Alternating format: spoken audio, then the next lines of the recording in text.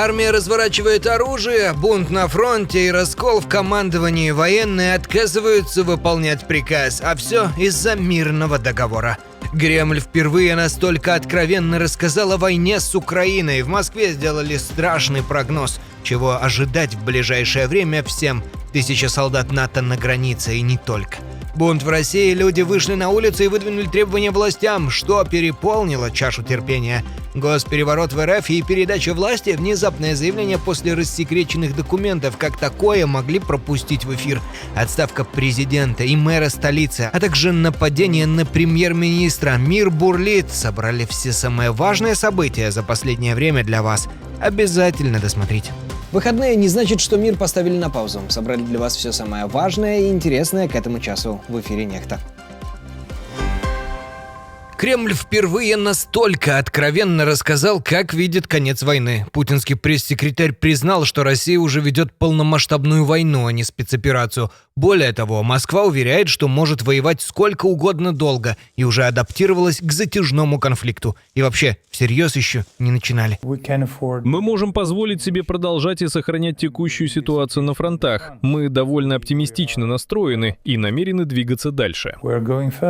Выходит, Кремль больше не обещает быстро победить. При этом условия мира там видят очень просто. Украина должна вывести войска с оккупированных территорий и признать их российскими. Тогда, по словам Пескова, война закончится на следующий день. Вы бы сказали, что Европа фактически является вашим врагом в этой войне?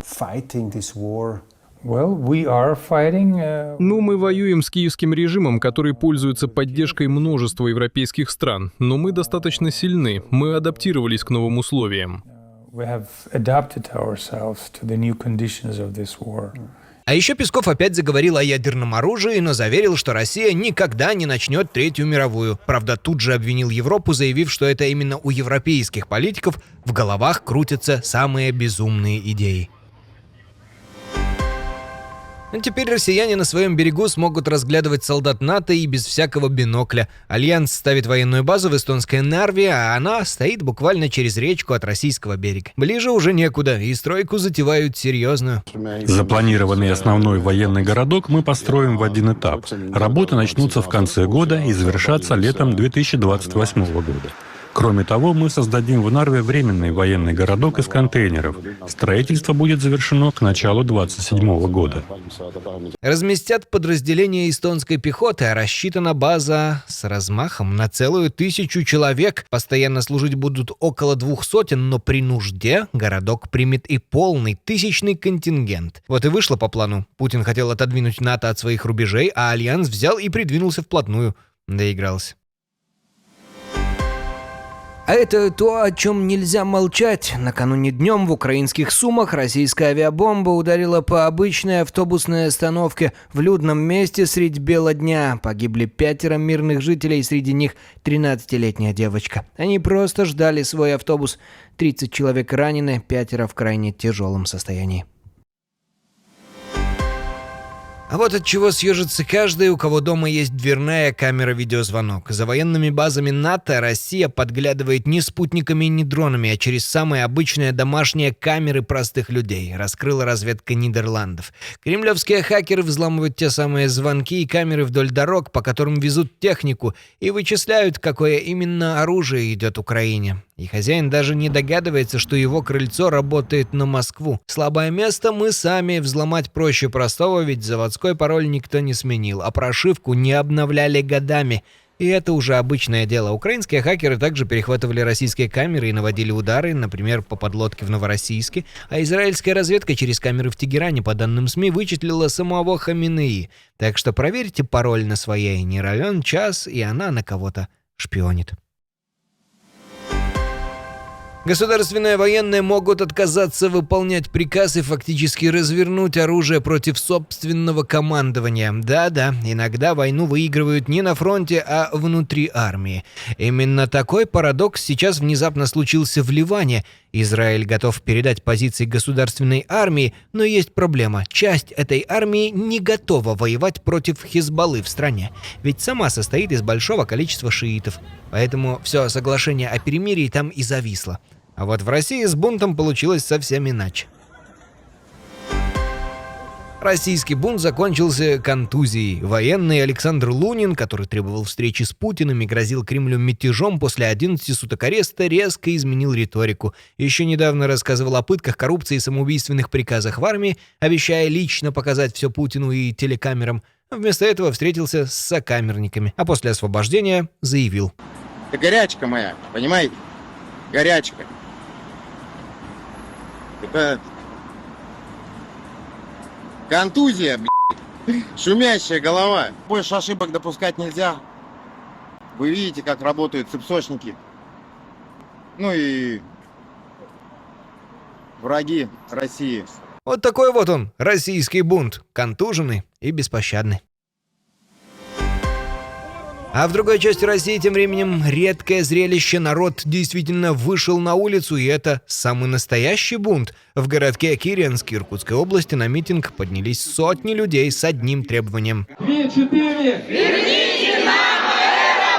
Да-да, это не из-за войны и не против Путина, а против бояр. С начала июня местный аэропорт закрыт, взлетку довели до ручки, и почти 10 тысяч жителей разом отрезаны от большой земли. Хочешь в областной центр, трясись 16 часов на автобусе, да выложи за билет больше 8 тысяч. Виноватыми люди прямо назвали все ветви власти во главе с губернатором. Обидно, что в наше время, когда все должно становиться лучше, мы лишены возможности летать, горько заметил один из протестующих.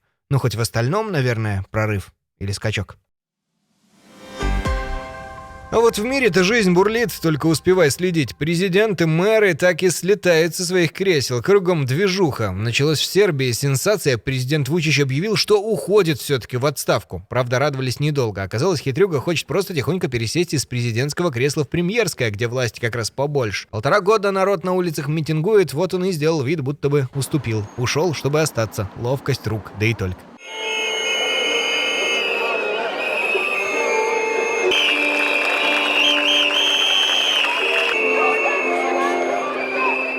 А вот в Германии мэр столицы слетел уже по-настоящему и на ровном месте. Представьте, посреди огромного блэкаута, когда весь Берлин сидел без света, градоначальник преспокойно ехал играть в теннис. А потом еще и приврал, мол, работал из дома, координировал. Все вскрылось, рейтинг обвалился и пришлось паковать вещи. Сам покаялся. Да, я допустил ошибки в коммуникации, и это было хреново. Целый мэр столицы и вылетел из-за одной партии в теннис. Ну или двух. На новые выборы не идет. Вот такие за границей строгие нравы. Чуть оступился и до свидания. А как там Собянин? Норм? В России, кажется, хоть полстраны без света оставь, хоть в теннис играй, хоть на яхте катайся, от кресла не отковыряешь.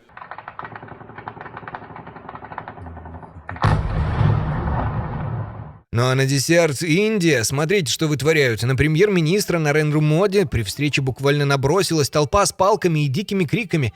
Испугались? Зря. Это новозеландская хака, ритуальный танец маори, которым, наоборот, встречают самых дорогих гостей. Правда, одного зазевавшегося Моди чуть не приложили палкой, но обошлось. Вот уж где встретили от души, душевно в душу. А теперь то, что стоит послушать вдумчиво. Нобелевский лауреат Дмитрий Муратов, изучая рассекреченные документы, пришел к выводу, от которого становится не по себе. В России, возможно, уже произошел государственный переворот. Просто без танков на улицах и без новой фамилии в Кремле. Возможно ли совершить государственный переворот без смены власти? Вот смотри, возможно ли совершить государственный переворот, но власть не менять? А может быть, действительно возможно? Мысль простая и оттого жуткая. Муратов напоминает, в августе 91-го именно верхушка КГБ во главе с Крючковым устроила путч и, по сути, добила Советский Союз, лишь бы не отдавать власть. А сегодня, говорит он, то же самое на новый лад. Конституцию, ту, на которой клялись в части прав граждан, свободы слова и митингов, попросту отодвинули, а режим остался. Никаких танков и переворотов на площади не нужно. Власть, по его мысли, перешла даже не к человеку, а к организации, спецслужбам. И все разговоры про транзит власти, кто сменит Путина, теряют смысл. Транзит уже случился, только между управлениями одного ведомства. По большому счету, я вам хочу сказать, объявляю, вот ГКЧП, который не победил в 91 году, сейчас победил. А вы согласны с таким утверждением? И кому на самом деле сегодня принадлежит власть в России? Напишите в комментариях.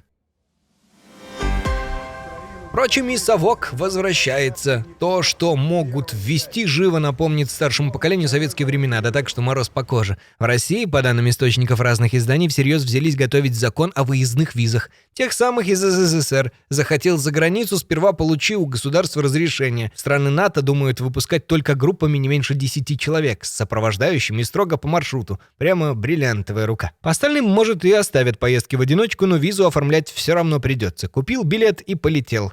Такого, мол, быть не должно. В МИДе все отрицают. Ахинея. Классика иноагентства. Но осадочек остается, тем более Песков уже называет происходящее настоящей войной, а военное положение как раз и позволяет закрыть людям выезд. Похоже, дружба с Северной Кореей дает первые плоды. Не сумев совладать с врагами снаружи, власть привычно закручивает гайки своим же. А вот то, от чего закипает кровь. Россия впаяла 20-летней девушке из Мариуполя 13 лет колонии за государственную измену. Вдумайтесь, как можно изменить России, живя в украинском Мариуполе?